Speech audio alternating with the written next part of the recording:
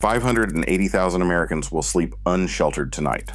Meanwhile, just 725 individuals each hold fortunes exceeding $200 million. Between those two realities lies 7 distinct levels of wealth. The gap between each one isn't measured in dollars. It's measured in freedom, in security, in whether the world bends around you or you break against it. Maya's day begins before sunrise, waiting at a bus stop in Detroit's winter dark. She is 22, balancing 2 part-time jobs and community college, her monthly income just enough to cover rent for a shared apartment, a prepaid phone, and the cheapest groceries she can find. When her car broke down last semester, an $800 repair wiped out any hope of saving for tuition. She skipped a term and filed for emergency rental assistance to avoid eviction. For Maya, every dollar is counted, every expense a risk. She is not alone. More than 1 in 10 Americans, about 11.4%, live below the official poverty line, a figure that has barely shifted in years. In this first tier, survival is a daily negotiation.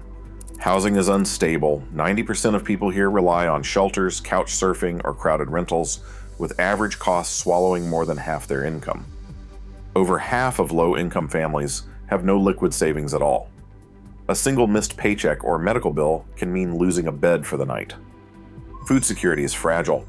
Nearly 3/4 report skipping meals, and 40% depend on SNAP just to eat. At the clinic, Maya pays a small co-pay, but knows an unexpected illness could mean choosing between medicine and rent. For many, the emergency room becomes the only healthcare option.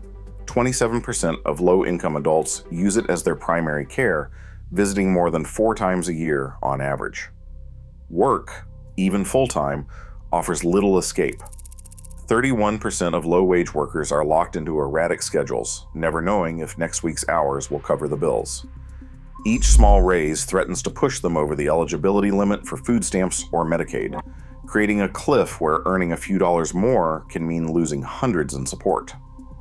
For parents like the rotating shift worker in Albuquerque, affordable childcare is out of reach, and a criminal record, however minor, cuts job prospects by nearly 1/4. The line between shelter and the street is thin. Each night, 580,000 Americans sleep unsheltered, but millions more teeter on the edge, one crisis away from joining them. Here, survival is shaped by systems, by the price of rent, the gaps in public transit, the rules of benefit programs. It is not a matter of effort or will. It is the architecture of poverty itself. Elena's apartment sits on the 2nd floor of a brick walk-up in Boston, her name handwritten on the mailbox beside a faded sticker for the local nurses union. She is 29, working full-time at a city hospital, and her paychecks land reliably every other Friday. With a steady job and a roommate to split the rent, Elena can keep her bills current. 2 years ago, she managed to put away enough for a used car and a small emergency fund. The numbers are tight, but for the first time, she feels a sense of control. Most households at this level, what economists call holding on, have a cushion, but it's thin. The median emergency fund covers just about 2 months of expenses. That means if Elena lost her job or faced an unexpected medical bill, her savings would last only until the end of March. The average duration of unemployment in the US last year was over 4 months. For many, the math is simple. A single crisis can erase years of careful budgeting. Employer benefits offer some protection, but not for everyone. About 62% of workers in this bracket receive health insurance through their job. Elena's hospital plan helps with routine care, but out-of-pocket premiums and deductibles still eat into her monthly budget. For the 38% without employer coverage, the cost of a private plan can quickly drain what little savings they have. Even with insurance, a $2,000 car repair or a short-term illness can mean dipping deep into reserves, postponing loan payments, or putting off a dental visit. The choices in daily life reflect these boundaries. Groceries are bought in bulk, but organic is a luxury. Social outings are planned weeks in advance, and vacations are rare.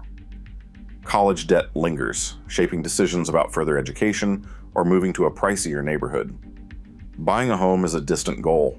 12% at this level own property, often with a modest mortgage and little equity. The rest rent, their leases renewed year to year, aware that a rent hike could force another move.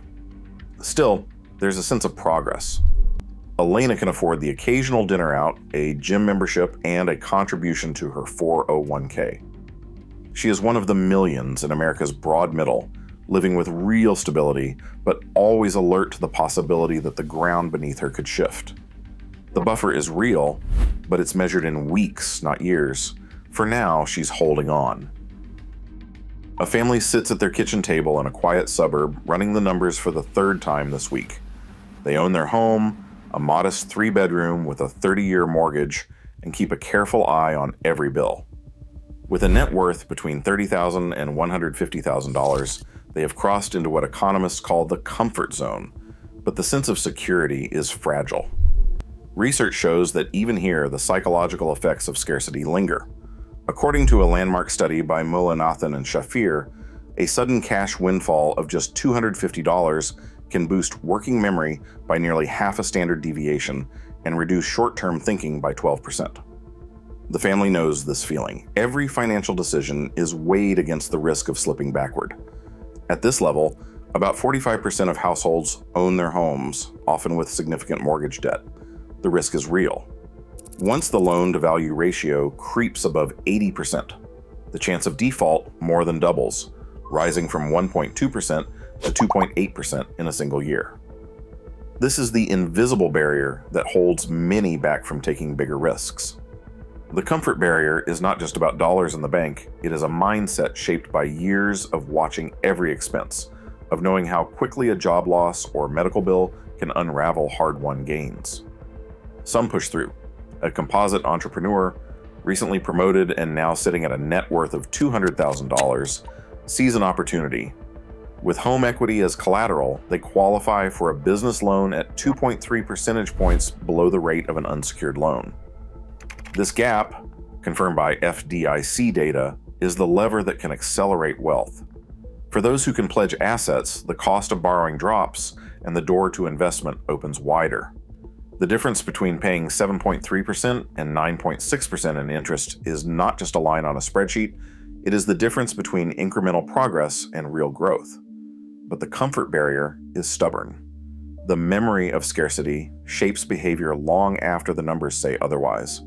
Many families stay risk-averse, choosing safety over opportunity, even as the mechanics of upward mobility, lower borrowing costs, and access to credit are finally within reach. The leap from comfort to growth is not just financial, it is a psychological crossing, one that only a fraction of households make. For those who do, the journey accelerates, propelled by the same forces that once held them back. Beyond the comfort barrier, the nature of wealth transforms. At levels 6 and 7, resources are no longer measured in months of security or even years of stability, but in generations. Here, a family office principal begins their morning not with a budget spreadsheet, but with a call from their legal team reviewing the latest trust structure. Across the United States, nearly 45% of ultra-high net worth families now operate some form of family office, a private institution designed to preserve and grow assets across decades. For these households, net worth starts at $10 million and often stretches into the hundreds of millions. The scale of daily life changes. A single home is replaced by a portfolio, multiple properties sometimes in several countries, each managed by staff. Food is curated by nutritionists, and travel is a matter of private jets, not flight deals. Healthcare means direct access to specialists and personalized medicine. Education is legacy-driven, with children enrolled in elite schools, admissions shaped as much by philanthropy as by merit. Social circles widen to include foundation boards, museum galas, and political fundraisers.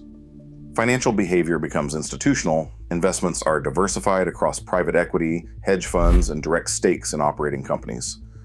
Risk is managed by teams of advisors, not by gut feeling or a single market swing. At this level, philanthropy becomes both a duty and a strategy. The median charitable gift from ultra-high net worth households exceeds $5 million, and foundations often rival public institutions in annual grants. But giving is rarely simple generosity. It is also a tool for influence. Endowments can shape university research, fund policy think tanks, or launch campaigns that steer public debate. According to the latest survey, only 725 individuals in the U.S. control more than $200 million in personal assets. Their decisions ripple outward, affecting industries, legislation, and even cultural norms. The line between private interest and public good grows thin as family names become attached to hospitals, art wings, and ballot initiatives. For the billionaire founder, the world itself becomes a field of action. Influence is exercised not just through consumption, but through ownership of media outlets, lobbying groups, and entire sectors of the economy. The preservation of wealth is no longer just about protecting a family's future, but about shaping the rules under which everyone else lives. At the top, the experience of wealth is less about freedom from want and more about the power to define what is possible. The distance from survival to pervasive influence is not only measured in dollars, but in the reach of one's decisions across time, institutions, and society itself. Every rung on the wealth ladder reshapes not just opportunity, but expectation. Today, the distance between levels defines life chances more sharply than ever. As economic divides deepen, the system itself becomes less flexible, hardening what should be possibility into fate. The real gap is measured in futures.